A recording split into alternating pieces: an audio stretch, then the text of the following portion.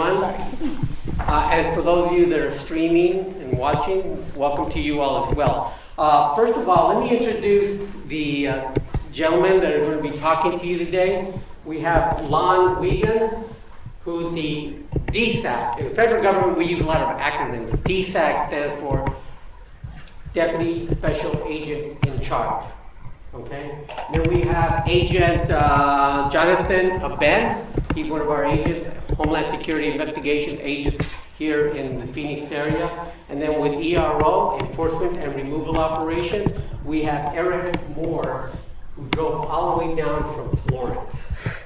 And he says he loves the traffic in Phoenix. He was surprised at the traffic. But anyway, so these three gentlemen are going to be talking to you, and we're going to be showing you a little quick video. It gives you an overview of ICE, what ICE does and so forth. And then we're going to have ERO, Eric, give a little presentation and just talk about what ERO does, Enforcement and Removal Operation. Real quick question.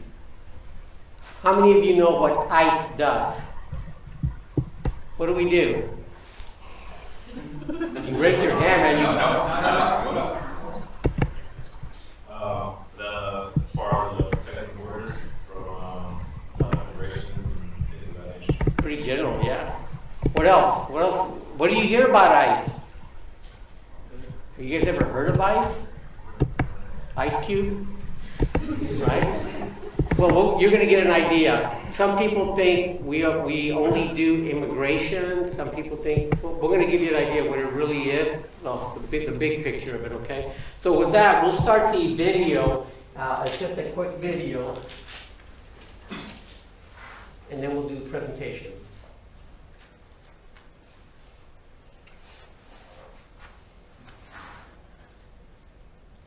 Uh-oh. How do we get the volume on this?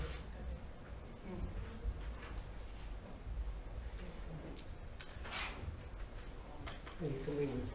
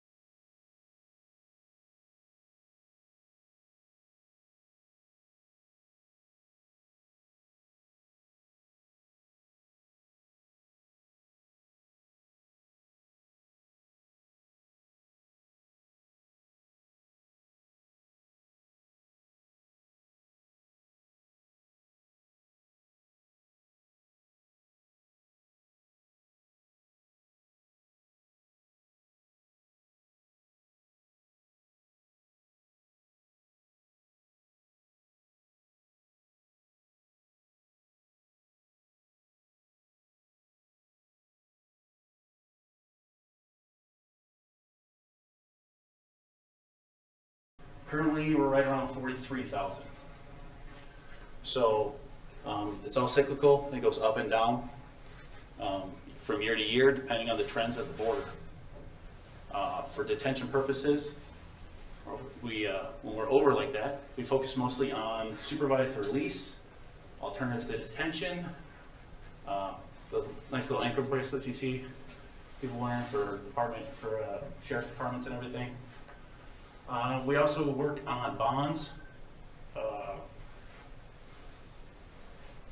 So most of that is what most people think is the boring part. We do have fugitive operation teams. We do surveillance. We do work with HSI. We want to identify, we want to apprehend those that are dangerous to the community, provide a public safety risk, are undermining the immigration process in the United States. So we have teams that go out, they do the surveillance, they apprehend, they come into detention, deportation officers, see the case through court. We work with the Office of Chief Counsel. Each detention center has an office located with them here in Arizona, and process them through escorts. So anybody that's ordered to remove overseas, if they pose a danger to the public, when they travel, if they don't travel alone, we escort them back to their country.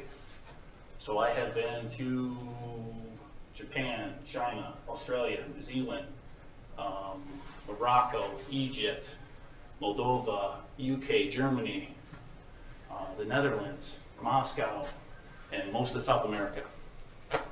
So it's a really great way to see the world, gain a new perspective, make liaisons with government officials in other countries to see how they handle things on their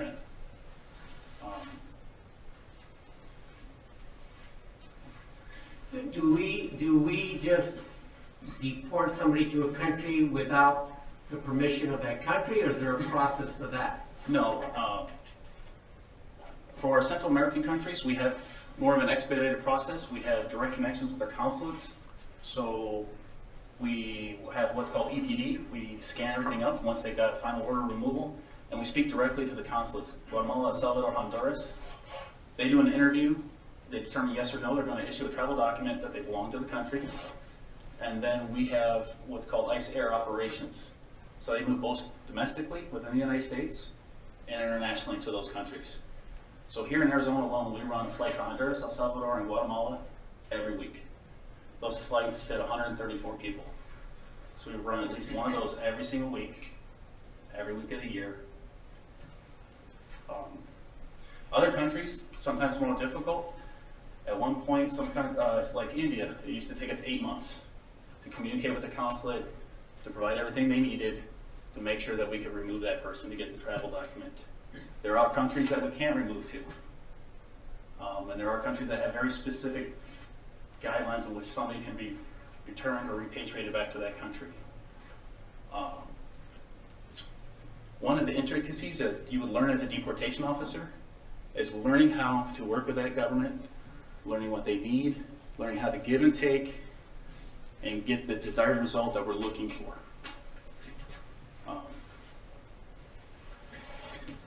We have quite a few officers that are assigned to Special Task Force. They work with HSI, U.S. Marshals Task Force. I think he's going to sneak up behind me and try to put a mic on me. Am I not speaking loud enough?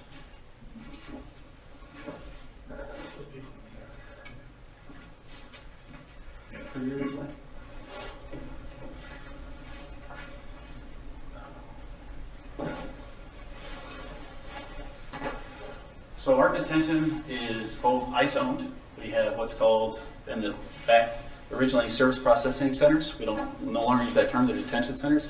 Those are ICE operated owned facilities. We have 5 of those left in the United States. The rest of them are contract facilities, from Core Civic to GEO to local sheriff's departments, local police departments. We have over 72-hour beds with those, and we also have smaller agreements where they're under 72 for staging or transitional. We also run operations with Border Patrol for Streamline, We moved people from California to Arizona to Texas to break up some of the gang activity. Instead of turning them right around, right at the border, picking a guy up in Juarez, send him back to Juarez. Picking him up in Juarez, or in Texas, send him back to Juarez over and over. We'll move him to California. We'll try to break up that immediate return.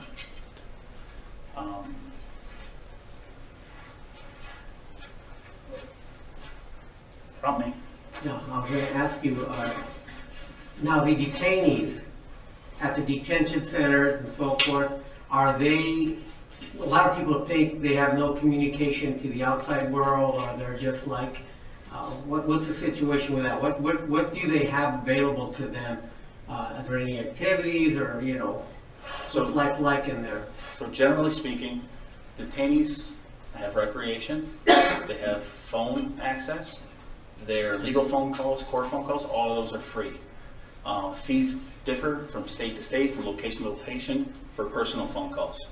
Some are free, some detention centers, some localities charge a nominal rate for that. They get meals provided for free, they have recreation. Specifically when we talk about Florence, we're talking about AstroTurf or Field Turf, the same brand the NFL uses. They have a full-size soccer field that's chalked. They have sand volleyball, they have basketball, they have weight equipment. They have tournaments and jerseys and awards, they have popcorn, they have movie night, checkers. They have haircuts any day they want it. Inside the detention facility, inside their dorms, and we use a dorm setting in Florence instead of a self setting. When somebody is sitting in a group like this, you tend to notice somebody next to you. Somebody's doing something, somebody's upset, maybe somebody wants to hurt themselves. Using a dorm setting reduces this. They don't have the isolation, they're not alone, they're not in a cell. So even if they don't want to tell us they're having issues, somebody else will tell us. We have 24/7 medical in our facilities. Free of charge, dental, mental health, everybody's screened with mental health, everybody's screened by medical. A lot of facilities have IHSC, which is ICE Health Service Corps. It's a division of the Public Health Service. It's a uniform. I think they ripped off their uniforms from the Navy, where they got it from. We get a lot of people that find out that they had illnesses or issues or chronic conditions that they never knew. They come in, we've had people that come in with lupus. We have people that have come in with, it's skipping me right now. Okay. A lot of diabetics that had no idea that had been untreated for years. That's severe. We have people that have come in and we found out they had cancer. We get a lot of people that have come in that have been victims of sexual assault when they cross, and we can provide them with the mental health counseling, SANES nurses, and then we report back to the government, trying to see if we can help out with an investigation to find or locate the perpetrator. Our facilities, specifically here in Arizona, are audited 3 to 4 times a year by multiple different groups. They're done by ICE itself, ACA accreditation, which is national accreditation for any prison facility. And we're falling under PBNDS, which is the Performance-Based National Detention Standards. The lowest rating any of my facilities have ever had is a 99.7. For me, I figure that's outstanding. The only negatives I have are that some of my rooms don't have drains because they were built before the requirement. So that's my only negative finding. If I could figure a way to dig up the facility to put drains in, I could get my 100% and I could brag and walk around with that. We have one of the best food facilities here. If people are happy with their food, a lot less problems you have. You'll find out if you take care of the small stuff, the details, the little day-to-day stuff that people care about all the time, food, talking to their family, making sure they can talk to a lawyer, talking to their deportation officer so they know what's going on with their case. It may seem like nothing, but those little things, when you're detained, build up. And they build up, and then they build up. And what happens is you get people that get upset, they become frustrated. That's when you have issues when you're detained. Most prison riots are based on food, actually.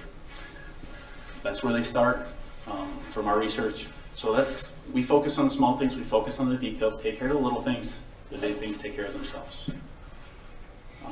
On the food portion of it, do you take into consideration the foods for people with different religious issues and things like that, or cultural or anything like Yes. that? So we have religious meals, we have halal meals, we have kosher meals, we have special dietary meals for medical as well. We have a chaplain on site for every facility. I could give you a list of all of the religious services we provide. It would probably take me as long as this entire speech. So we allow volunteers to provide that services. We have volunteers from, we have an imam, we have Catholic that comes out. Currently our chaplain, Florence, is Catholic. She's a sister. For Ramadan, any fasting, and how we make sure that, because fasting for a detention center is an issue. Fasting in a detention center can dictate a problem. So we want to make sure if he's fasting, is it a religious purpose? So we'll refer him to chaplain medical to make sure, even if for Ramadan and such, we want medical to be observing to make sure everybody is on the level. We don't want anybody getting ill or there being a misunderstanding. We think they're claiming a hunger strike, they're not eating, they're sick. In fact, they're observing a religious practice. Medical diets, we have several medical diets, and ICE is not involved in that. That is specifically dictated by medical. That helps us out to get out of the loop. We don't need to dive into medical issues. That's not our expertise. That's why we have medical staff on site. Do they have access to attorneys? Absolutely. Is it really hard to get an attorney or to get their attorney in there? So attorneys are not, unlike criminal court, attorneys are not guaranteed if you cannot afford one. If you have an attorney, we have visitation 7 days a week. Some facilities don't have it 7 days a week, but everybody is guaranteed visitation. If you have attorney visitation, they're allowed to have private visitation. Attorney room clients, so they can pass paperwork, they can talk hand in hand without anybody listening. Their attorney calls are free. So whether they're calling an attorney, whether they're calling their consulate, whether they're calling OIG to report a complaint, Joint Intake Center to report a complaint, all of those are free. We don't want to restrict those calls. We don't want to do anything that hampers their case. We're not here to remove them. We're here to make sure they go through the process. And if the outcome is an order of removal, then we're here to remove them. We want to make sure everybody goes through the immigration process. So for these, I was gonna say, as far as an all-female facility, do you guys have one, or are they in just Here. a certain area of the? There are all females facilities. In Arizona, we don't. All the females that are housed in Arizona are at the Eloy Detention Center. So when we have females in a facility, at the same facility we have males, we have detention centers that dictate the separation. That they're not in the hall at the same time, that they don't have access to each other. If we can, we do sight and sound. We can't see or hear. We don't want to expose anybody to any undue harassment or stress that's not necessary.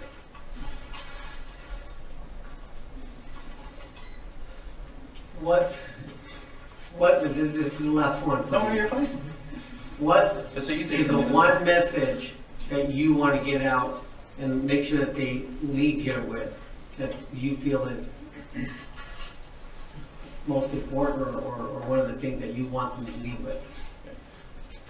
ICE ERO is here to do a job. My officers, myself included, we want to enforce the laws that we swore to uphold, and my officers and I would be more than happy to enforce any law that was passed. So what I want to get along is, this is a process. Nobody's getting enjoyment out of doing this. We want to make sure everybody gets it right, everybody follows the law, and that it's going to be politically charged. You're going to have to be ready for that kind of, you're going to have to be ready for confrontation. You're going to have to be ready that not everybody's going to agree with the job you do. But the job is necessary, and the job is needed. We have an immigration system.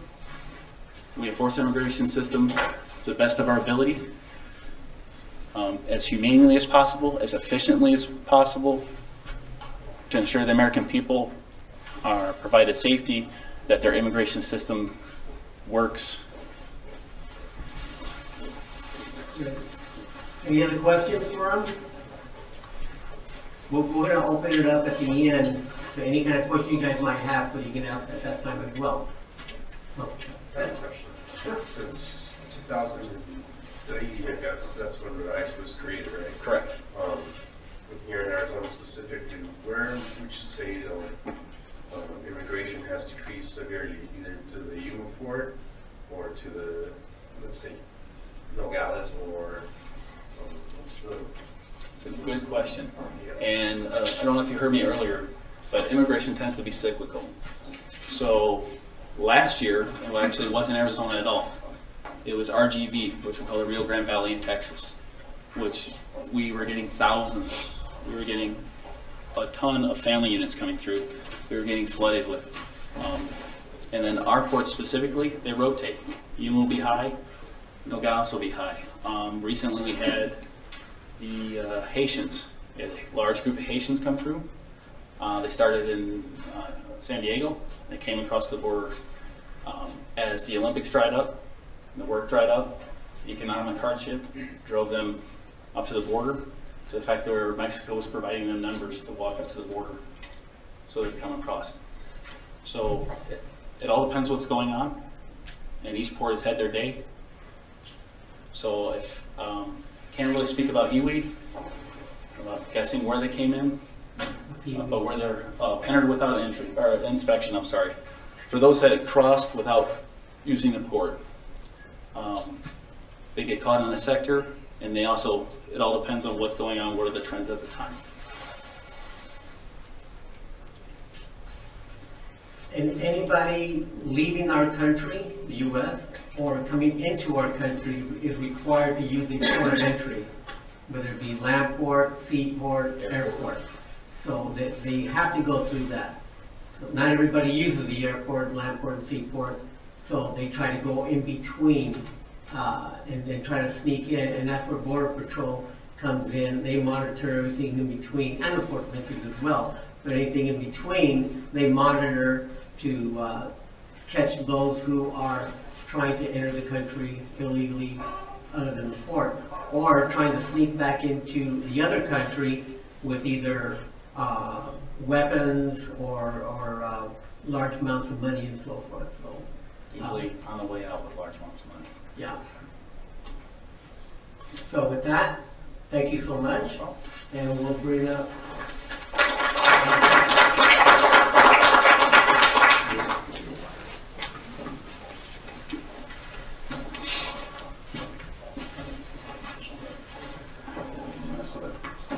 How you guys doing?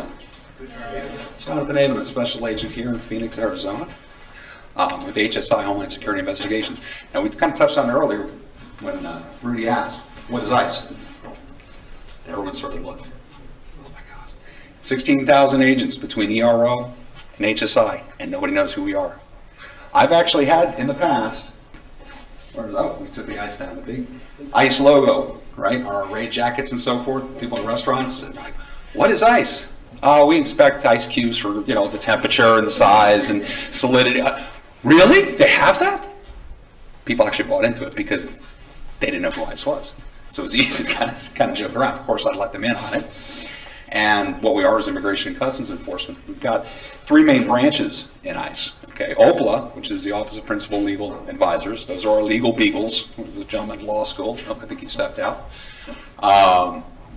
They handle prosecutions for immigration primarily and advise the officers as far as our legal requirements with our detainees and so forth. ERO, as we already got the overview, is chiefly involved with immigration enforcement. Okay, they also go after a lot of fugitives. Eric talked a lot about the detention side. I was with ERO for 7.5 years before coming to HSI. We did a lot of fugitive work, a lot of criminal aliens who are roaming the streets, probably shouldn't be there, maybe hurting people. So we go after them. Okay, and then HSI, Homeland Security Investigations, and we have a PowerPoint. Hello, my name's Lon Wigan. I'm the Deputy Special Agent in charge here in Phoenix, and this will probably answer some of your questions as it relates to, okay, so I'm going through school and getting my education, getting my college degree. What next, right? What can I do with that degree? How can I get a job in the federal government if that's what you're interested in? There's a number of law enforcement related jobs within the federal government. So for us specifically in HSI, you would be interested in an 1811 series federal position with a federal agency. All criminal investigators within the government are going to be 1811's series. So if you go on USA Jobs looking for positions within the federal government, if you want to be a criminal investigator, special agent with any of the federal departments that have 1811s, that's what you would be looking for. So we'll go through some of these things, kind of what we investigate. So this is just, the standard company line, vision statement, mission statement, kind of what we're all about. As Jonathan was mentioning, in 2001, 9/11 took place, and there was a merging of a number of federal agencies, right? So we took the legacy U.S. Customs Service and the Immigration and Naturalization Service, and we merged them together to create ICE, okay? So those two entities both had their own investigative authorities. So we took the customs authorities and we took the immigration authorities and we merged them together. So at present, we're responsible for investigating over 400 federal statutes. Legacy U.S. Customs Service was responsible for protecting the revenue of the United States. All of the stuff that comes through the port of entry, merchandise-wise, required to have duty assessed on it, right? So those investigative skills that we took from that legacy area, in addition to our INS investigative activity, helps kind of form our investigative portfolio that we have now. So you'll see, we have, in HSI, we have 13 program areas, we kind of break them out, but they're broadly in those big categories: port security, homeland security, public safety, health, and I'll go into each one of those in greater detail as we go forward. So these are the program areas. Counterproliferation, that's protecting the foreign warfighter. So those individuals that are overseas, we recognize that specific military technology getting into the hands of a foreign government is probably going to be problematic for our foreign warfighter, right? Night vision goggles that we develop here in the United States, that technology should stay within the United States. If it's exported illegally to a foreign government, that can be problematic for our warfighters. Human trafficking, those individuals that are brought in for forced labor, sex trafficking, similar violations, we're responsible for investigating that activity. Human smuggling is cargo-based, so individuals that are coming in, being smuggled into the United States for a specific fee. Worksite enforcement. Whenever you get a job, you have to fill out an I-9. That I-9 is an employment document that's required from all businesses. We are responsible for doing not only audits, but compliance on worksite. And for those business entities that are egregious violators, we're responsible for investigating them for criminal misconduct. IPR and trade enforcement, narcotics enforcement. Most people would say, hey, DEA is responsible for drugs, aren't they? Believe it or not, we're cross-designated Title 21 of the United States Code, similar to DEA, but we take primary responsibility for activity at the ports of entry. So if a contraband or a controlled substance is smuggled in through a port of entry, either land-based, air, or marine, we're the responsible investigative entity for that type of activity. Transnational gangs, financial crimes, general smuggling, ID benefit fraud, IP and trade enforcement. You might notice, anybody see that sign when they watched the movie before?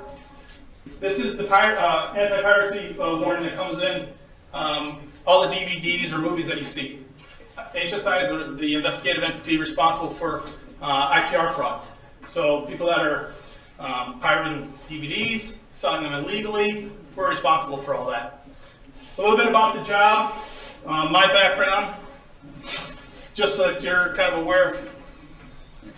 I'm a military veteran. I was in the U.S. Air Force. I have a college degree from another university in the state, South Montana. I did an internship with U.S. Customs Service, and I have a language capability. So I spoke Spanish in the military. I did counter-narcotics intercept, and that kind of helped me get into then the U.S. Customs Service. So these are some important areas that you're going to have to consider when taking a federal law enforcement job or any law enforcement job to that degree. So truth and integrity, those are critical to the position. If your integrity is questioned or your ability to testify is impacted, you will likely never have a job in a law enforcement position. The court is going to require you to be able to provide truthful testimony in support of the investigations you're conducting. If that ever comes in question, that's going to be a problem for you in your law enforcement career. You are going to be a witness for the government in any criminal investigation that you conduct. And as a result, the government needs to ensure that you are going to provide truthful testimony.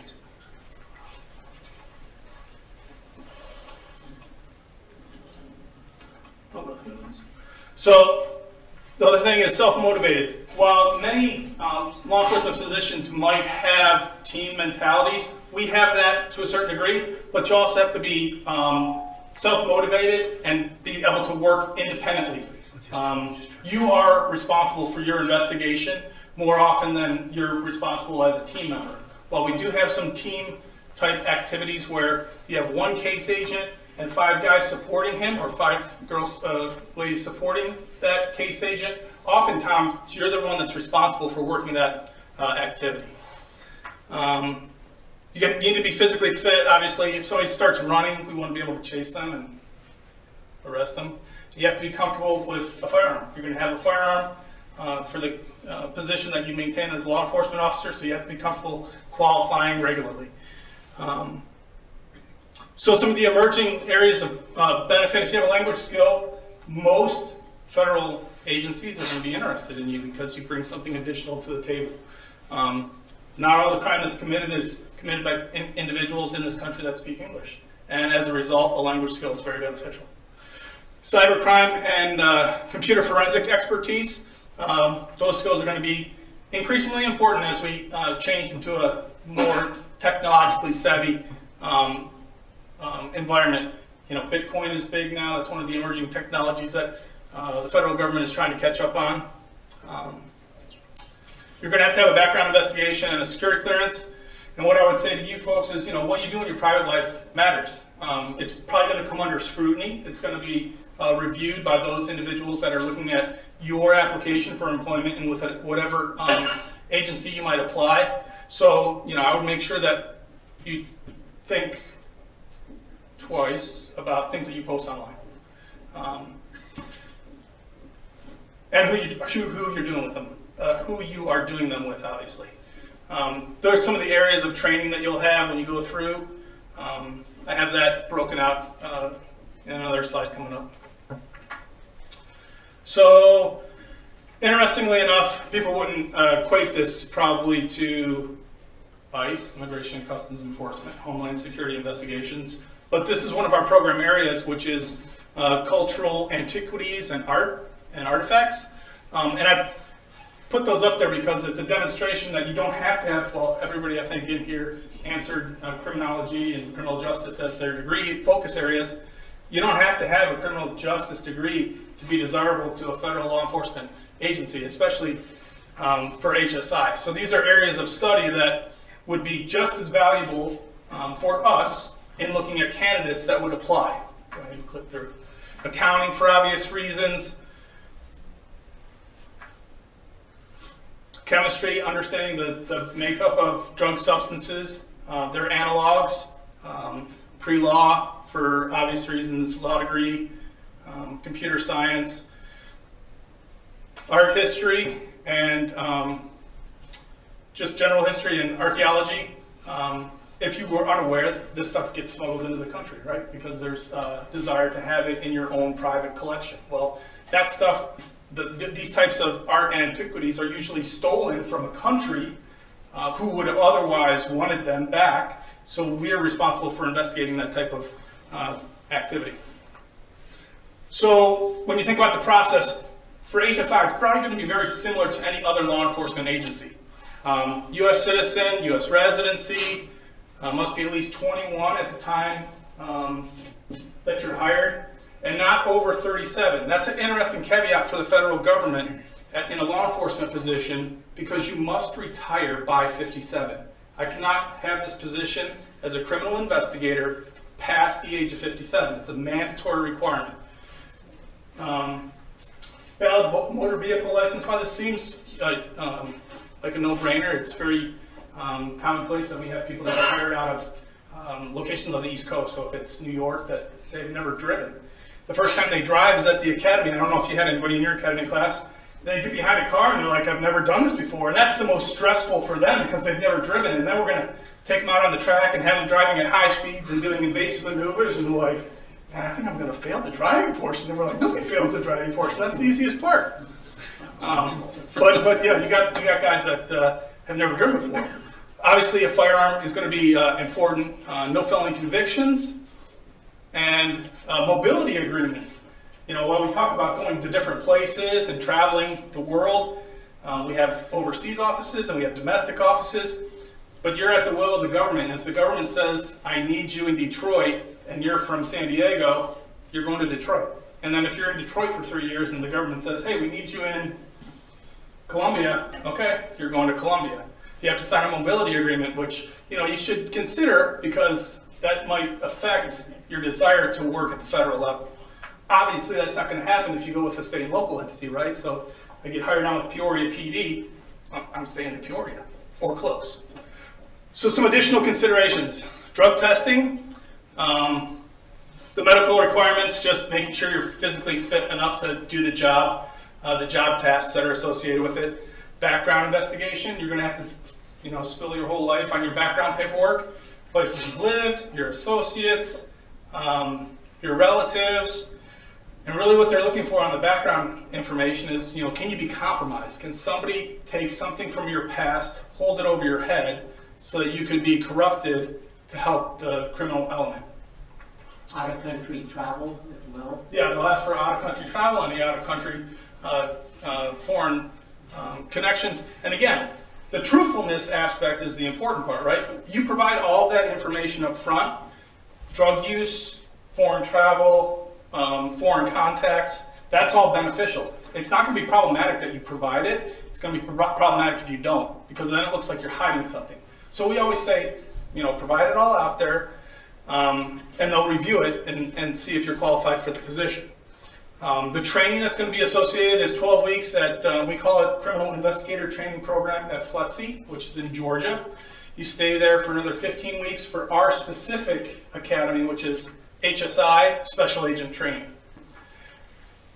There is fitness testing, and listen, if I can do this, guys, I know that you can do it. Here's the requirements for the fitness test, and this was only recently that they put these fitness standards in place, so they're not overly challenging, but you should know that they exist because we have had people that have gone to the academy and haven't been able to meet the standard, and they just get washed out automatically. Most law enforcement agencies will have some type of physical fitness standard.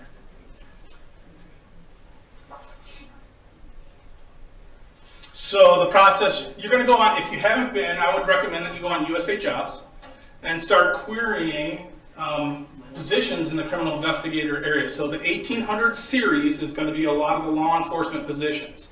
1811 specifically is criminal investigators, special agents.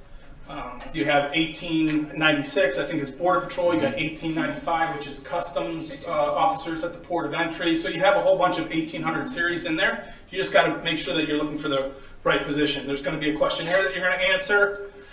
They're going to score it at 70% or better. Then you're going to get over to the local offices, and it's going to say, hey, we're going to do a special agent test. You're going to do a writing sample, handwritten. So it's got to be legible. It's got to, you know, no spell check on those. So you got to make sure that, you know, you're using good word choice and sentence structure, everything that you would think would be important. Again, 90% of our job is writing, right? We write down the facts to present them to a jury so that they can determine guilt or innocence. After you pass both of those, you'll do a structured interview and a personal interview. The structured interview is panel, so there'll be 3 agents from the office, and then you'll do a personal interview with somebody like myself and another senior leader in the office, and we'll ask you the same questions. Hey, are you willing to move? Are you willing to have a firearm? Is this a position that you're interested in for the long term? And then some of the benefits that nobody tells you about, but I think are important is obviously competitive pay is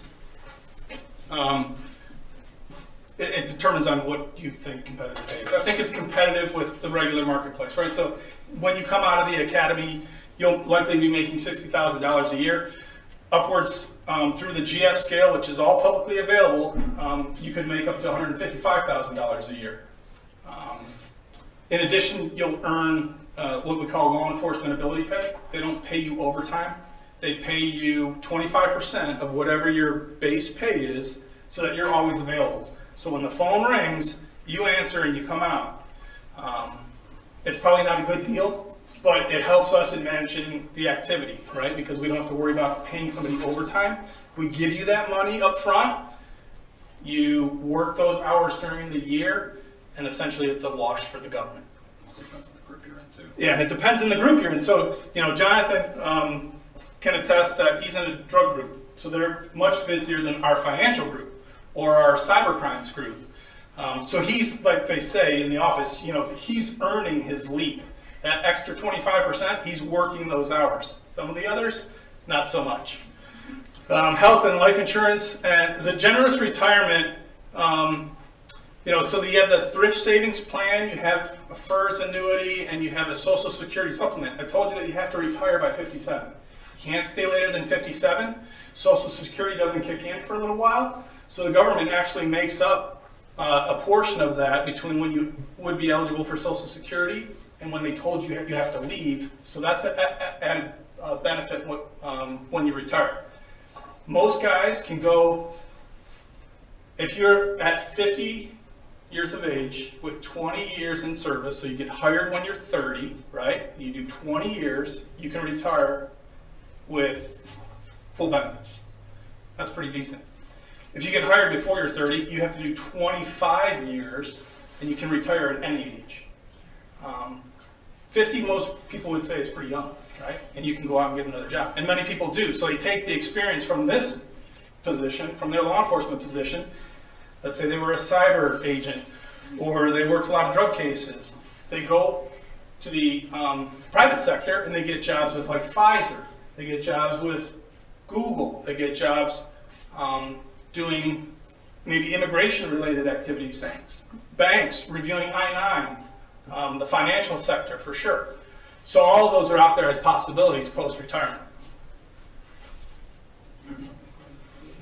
So these are, I had these in there from a previous presentation I did. These are some of the test questions that you would get on the Special Agent Battery. Now, listen, I probably haven't done these in forever, so I'm not going to embarrass myself by getting them wrong. So I won't ask you what you think is the right answer. I think I have the answers at the bottom. The correct answer is D. And that's a logic question, right? So special agents were led to believe that many bikes sold at a certain bike store were sold illegally. Upon investigating the lead, Special Agents Burns and Zollinger learned that all of the bikes sold by the store that were made by Orr's Precision Bikes were sold legally. Also, none of the illegally sold bikes were 10-speed bikes. So how do you deconflict those two and come to the right answer? Next one. Yeah, that's picture McKay. Same, another question from the logic and reasoning section of the test. Yeah, go ahead. And there is a study guide for the Special Agent Battery. It's available. It's publicly downloadable. It don't cost anything. So you can always go. So this is these are some stump the dummies, as I like to call them. So what's wrong with this picture?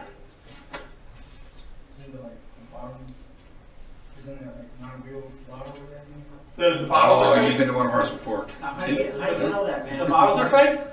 Like, you can tell, like, when it turns right there, yeah. Like some of this stuff down here? That's good, huh? Anybody else? Oh, sorry. That's okay. Yep, so that's packages of contraband. So meth, heroin, marijuana, cocaine, it's dependent. How about this? What's wrong with that one? Yeah, what makes that wrong? You got it. I heard Why? somebody got it. Why is that incorrect? One's in direction suspension. So those two are competitors, right? Would they ever be on the same vehicle? Probably not likely. How about this one? What's wrong here?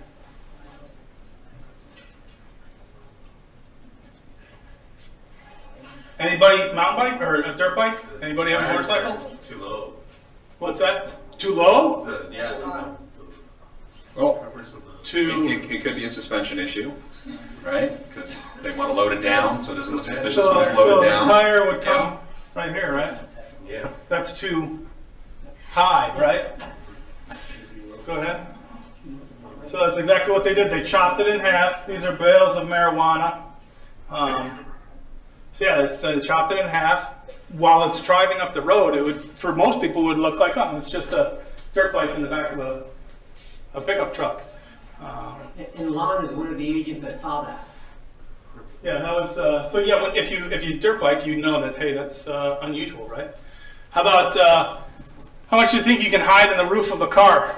So this is the back of the SUV. This is kind of where the hatch would flip up. This is the natural void between the ceiling of the van and the top of the van.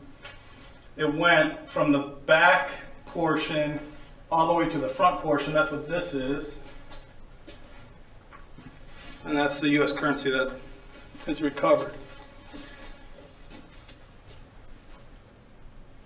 So I'll take any questions that you have for the process or relative to HSI or ICE, anything that I can answer.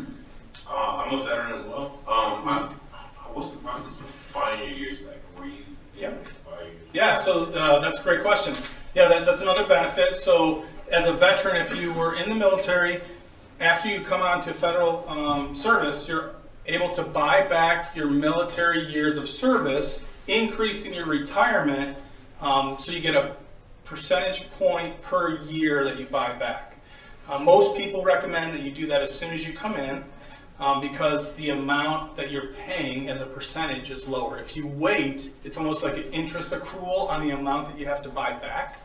So as a veteran, when I get 20 years, I'll have 26 when I retire. Your retirement as a percentage of your pay is 1.7% for each year up to 20, and then 1% every year thereafter, like on the veteran side, right? So when an individual like myself retires, you could be at 33% or more of your base pay, which is pretty decent. And the government considers right now, your high three. So the highest 3 years that you earned is what they use to base your retirement off of. So if your high three was $150,000, 33% of that is not too bad for golfing every day. Or you get that money irrespective of if you have a job somewhere else. So those guys that go to Pfizer or Google or wherever, the financial industry, they're pulling their pension, 50 years old, they're getting their Social Security supplement, plus they're getting their new salary from whatever position they're in. Not too bad. Yes? I have a question on it. I'm currently in the process for naturalization. Well, about a year and a half ago. I don't know how long it's going to take. Do I have to wait a certain amount of time in order for that? After that process is complete, as long as there's an announcement out. So we usually do one special agent announcement every usually 6 months or so, I would think. They usually only have it open for like 24 hours because there's such a large amount of interest in the position. So you kind of have to time it right. And that's the other challenge that I would say for many people. Start looking, now, because sometimes that timeline can be very protracted. So people that are going to the academy currently probably were in the process a year and a half ago. Which is challenging for us as well, because it's hard to have somebody stand by and wait for our job offer when they have a whole bunch of other things in the pipeline. And the agency will call them and say, hey, we got a job for you down in Brownsville, Texas, and the applicant says, thanks, but no thanks. I'm on with the PD over here, and I'm comfortable, and just take myself out of Just kind of word of advice. With my background, I started as a local law enforcement officer. I ended up going through Border Patrol, and then ICRO, and now HSI. So I've jumped agencies a few times, okay? With federal hiring, there's doors that open up and doors that close. There's hiring cycles. We have, big surges, like Border Patrol had a huge surge years back. They're talking about another surge with ERO and us as well. But once you get started with the federal government, your foot's in the door, you're starting your clock as far as your retirement, your pay, and so forth. So even if your heart's set on HSI, and we'd love to have your application, absolutely. But if there's no opening and, like, hey, look, I got to get a job, mom and dad want me to pay out these student loans or whatever the case might be, there's nothing wrong with going to another agency. One of our sister agencies within DHS, there's a whole bunch of us, or another agency with DOJ or something like that, and then you can always look and work towards your dream job, as it were. So don't necessarily sit back waiting. And again, you miss that window of opportunity because they get thousands and thousands of applicants. And just FYI, just in general, you guys are going to go into law enforcement. It's about 1% of applicants total get hired, literally. So when you meet a police officer, federal agent, whatever, that person might be among the top 1% that applied.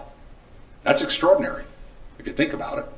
There's a lot of good people that apply. So sometimes it might take a couple of hiring cycles too. They may say, hey, you don't have enough experience or you don't qualify under this job listing. Go out and find something else, work towards it, build up your experience, and go from there. Yeah, we had the same situation with an employee in our office who was an investigative support position. They applied for the special agent position, and the first time they didn't get accepted. They're like, okay, well, that's not going to stop me. The next opening that came out, they applied again. They did the interview and structured in the personal interview and passed it, and that individual will likely get in a class at the end of this fiscal year. But you don't pass up a good opportunity in any agency, as Jonathan had said, because that foot in the door may lead to other things. We have individuals that come over all the time from DEA, ATF, IRS. One, probably because of the variety that we have. We're not a single mission agency. We're not just doing drugs or just doing tax-related activity. We have a variety, so that's very helpful for us. But also, individuals want maybe to be in a different geographic location, and that other position doesn't afford them the opportunity. Because most of our stuff is very border-centric, it's very likely that you're going to go to a southern border office to begin with. So you're going to go to, for us in Arizona, it's not unique, right? It's not unusual, but for somebody from New York or Chicago to go to, Ajo, Sells, Douglas, that's could be a culture shock. But most people will start out in the southern border somewhere. Yes. What do you recommend to be qualified for this job? Like for a resume for anything? I would always say that it's probably beneficial to get an outside internship wherever you can get it. There's plenty of state, local, county law enforcement jobs, even quasi law enforcement. So being out there in that type of environment is very helpful.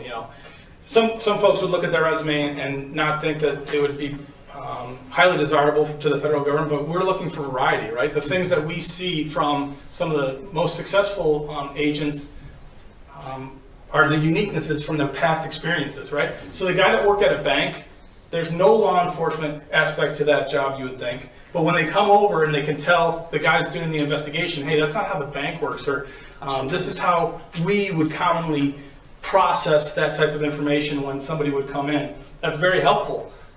Guys that have been accountants before, individuals that worked in the cybersecurity aspect, maybe loss prevention for a department store, people that have that innate sixth sense to understand kind of what's going on in front of them if somebody's a little suspect, right? Architects as well. What's that? Architects even. Sure. I was up at a search warrant, and there's FBI agent was drawing up the building for the report, and man, this guy was drawing it. I said, "Molly, that guy, he knows what he's doing." He was an architect, so he knew how to do that, and that was his niche, and so he stood out from everybody because of that. So it's just a variety of things. Also, you need to know on the USA Jobs, www.usajobs.gov, you can register for a specific job where you say, let me know when these positions come open, and they'll send you an email, or however you arrange it. They'll send you an email saying, this job is coming up. So then you can check in there and get into it real quick. Yeah, so, going back, internships is very important. Things that you can speak to when you do your interviews, and any position that you might get as you go along, make sure you highlight that, because simply because you don't think it's law enforcement centric doesn't mean that it won't apply to Absolutely. what we're looking at. If you worked at TSA, is the background investigation the same? So TSA, we have secret background to begin with, right? So there's 3 levels: confidential, secret, top secret. Every special agent that comes into HSI is granted a secret clearance. Some would get top secret, maybe even top secret with a special access program, they call it. TSA, I think if anything, they do what they call a national agency check to just make sure that you don't have any felony convictions. But I don't believe that doing a national security background. The national security background paperwork is called the SF-86. You can find it online so that you're aware of what those questions are. And again, don't be concerned about the background paperwork. As long as you answer it truthfully, you'll be okay. Yes. For the cybersecurity realm, what are you guys looking for? Like security, or is it like moral development, or is it like finance? Like what type of realm are you guys looking for specifically? So Jonathan can answer this as well, but I would say that almost every one of our investigations is going to have some cyber component, right? If we go into a house and do a search warrant, we're probably taking the computer. If we take the computer, we're going to do a computer forensics assessment on it. In the program areas, we have a cyber crimes program area that deals with child exploitation. So the exploitation of minor victims, either child pornography, erotica, abuse. And then we have all other cyber crime related activities. So fraud perpetrated by cyber, dark web activity, Bitcoin. People would say, hey, is Bitcoin a financial investigation for you, or is it cyber? And we kind of work it out of both buckets.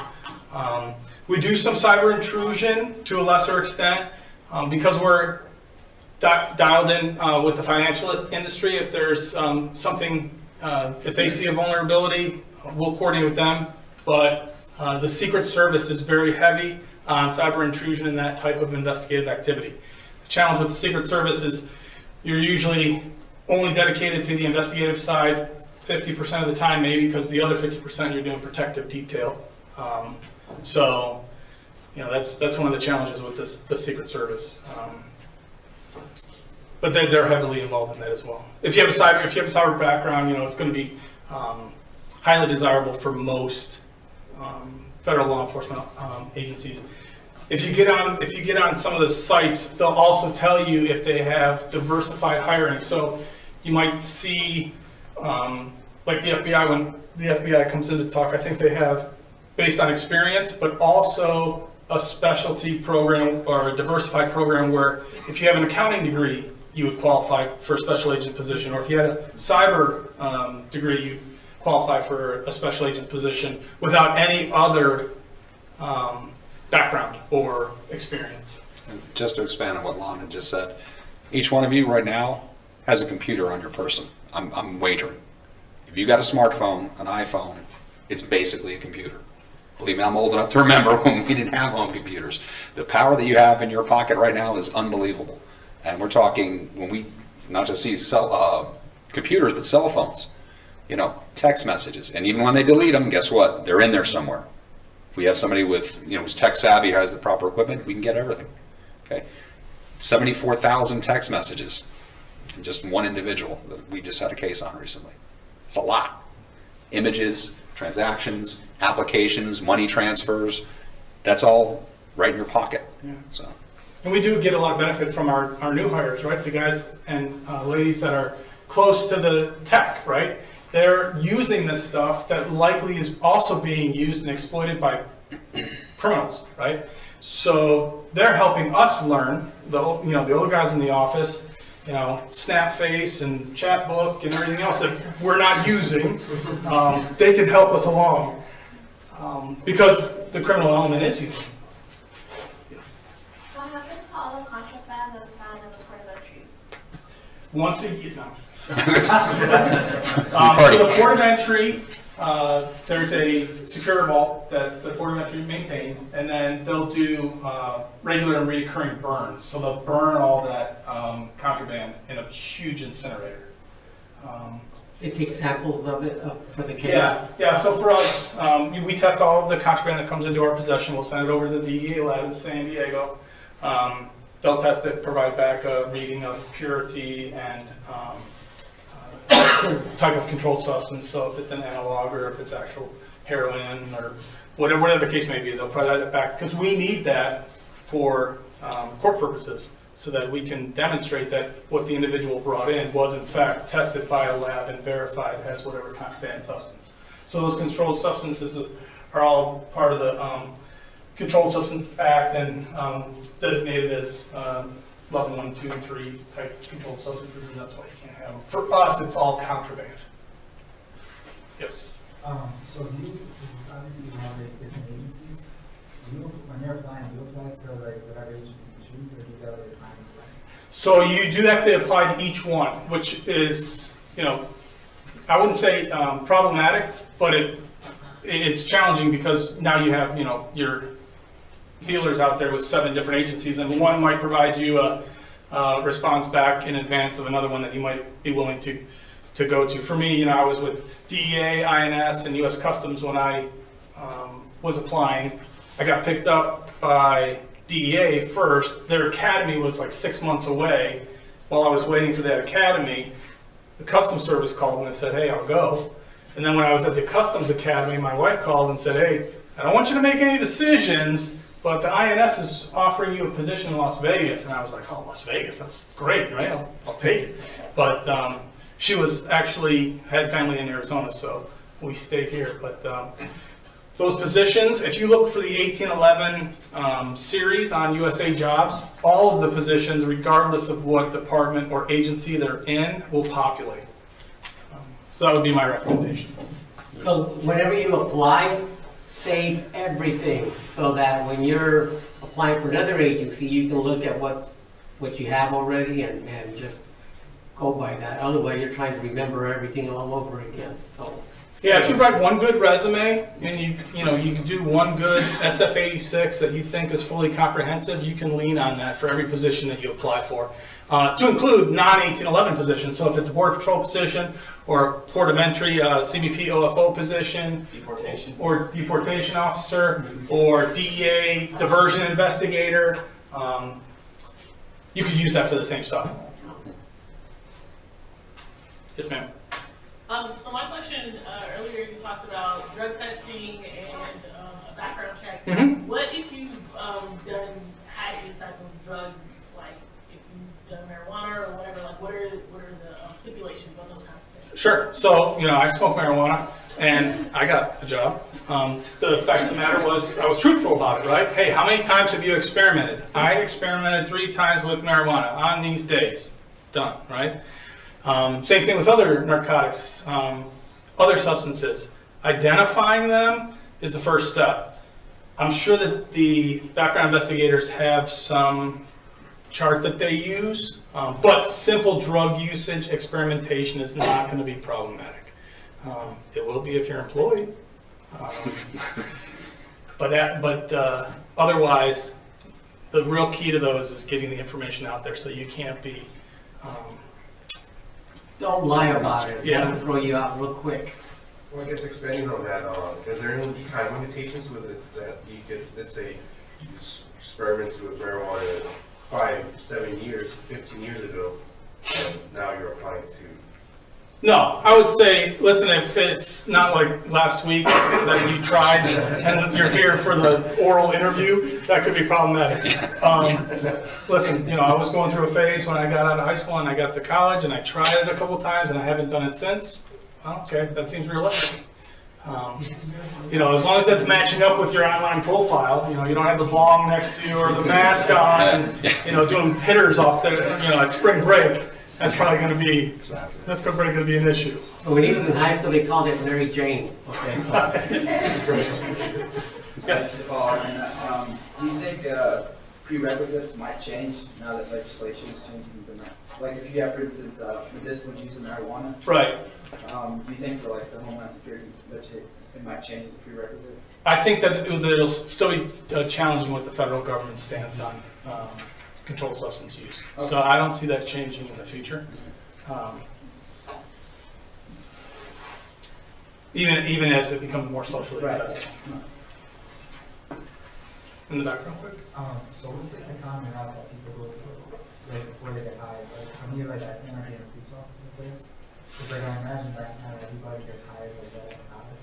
Yeah. So it's like the average like job that you see people having. You know, for us, it's varied. You have a lot of good applicants that get good experience with the PDs that translate over to a position with the federal government.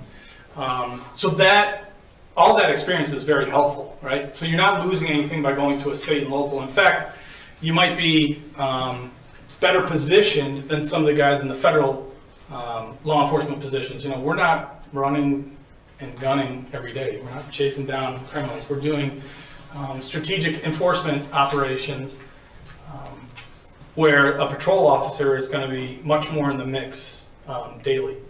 However, I have seen individuals that have applied right out of college and gotten a position as an 1811 special agent.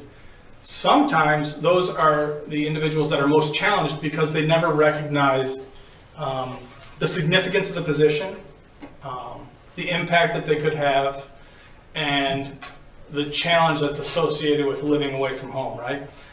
So some folks that are out on their own for a little while, they get a sense of what it's like to be independent. They get a guy from Chicago and drop him down to Yuma. He doesn't have any family, he doesn't have any resource, he doesn't have any support system. That's a little more challenging. But you know, both routes are going to help you in, you know, if you go on the federal side, after a career in law enforcement with the state and local, you're probably going to be just as successful as anybody else that comes over right out of college or Use the tool. Okay, we're gonna have to wrap it up now. Sure. I want to thank Lon, John, and Eric, sorry, for taking the time. These guys, let me tell you, these guys are always available. If there's a presentation that comes around and so forth, last minute, like Lon jumped in last minute to help out as well. So give them a hand, and we really appreciate that. And they have the expertise. Let me tell you one last thing real quick. I come from law enforcement. I've retired Phoenix PD for 23 years. Now I've been here with the federal government 17 years. It's fun. It's a fun career. And I'll have to tell you one thing. You guys are all interested in law enforcement.